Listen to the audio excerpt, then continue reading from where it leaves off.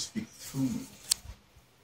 That the words that you give me bless the people in this room, that they might bless other people.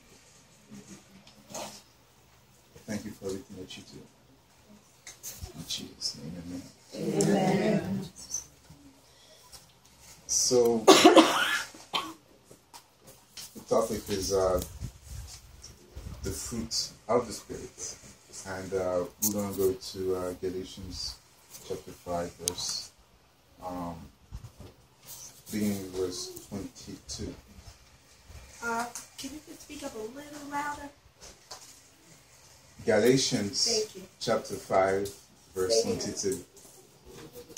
But the fruit of the Spirit is love, joy, peace, long-suffering, gentleness, goodness, faith, meekness, temperance. Against such there is no law. And they that are Christ's have crucified the flesh with their affections and lusts. So a couple of weeks ago, I think 2 weeks ago, on a Sunday afternoon, after church was over, I got approached by, two young men, and they talked to me and they said, do you know there's a mother God? So I just laughed. I mean, I smiled, and because I know it was nonsense. And then we talked. I said, okay, come on, let's talk, walk and talk. I wanted to hear what they had to say. And then we talked for a little bit. And towards the end, they asked me, because we talked about the Holy Ghost. So they asked me, how do you have the Holy Ghost? I said, because I'm a child of God. And then I told them I have also the fruit of the Spirit, which is very important. And they said, yeah, but Bill Gates has, can be nice.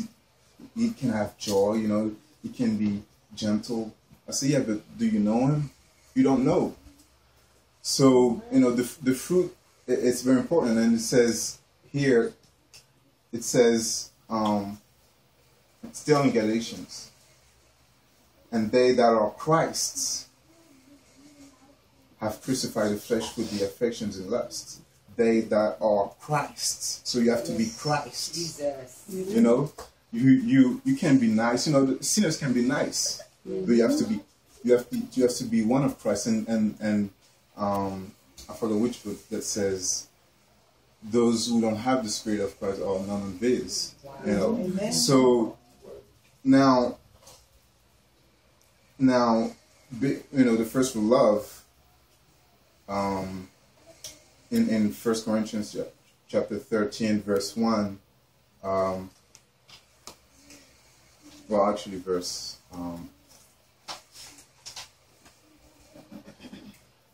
verse 4, it says, love is patient and kind, with the New International Version.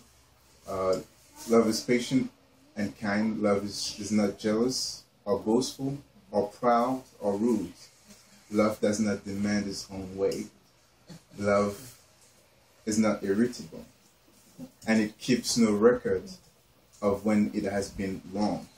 Amen. It is never glad about injustice, but rejoices whenever the truth wins out. Love never gives up, never loses faith, is always hopeful, and endures through every circumstance. And the Lord, after I always meditate, on whatever I read, and the Lord gave me, it revealed something to me, and that I always wonder why Jesus always emphasized love. He's repeating, the greatest of the commandments is love, love, love. Because, what God told me was, and at the end, verse 13, it says, there are three things that will endure: faith, hope, and love. And the greatest of these is love. It's because when you read verse 4, through 7, when you analyze, you see that all the fruits of the Spirit are in love. You know, when it says, for example, love is not boastful or proud. You know, contrary of proud is, you know, meekness. You know, like humility. You know,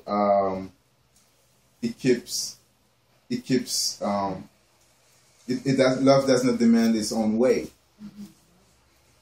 You know, meaning, you know, the contrary of that would be faith. You know, meaning you don't do your way, but you trust God. Amen. You know, and it goes on like this. Irritable, you know, being gentle with someone. You know, speaking in this, you know, gentle, pretty much. Be delicate or do something with tact.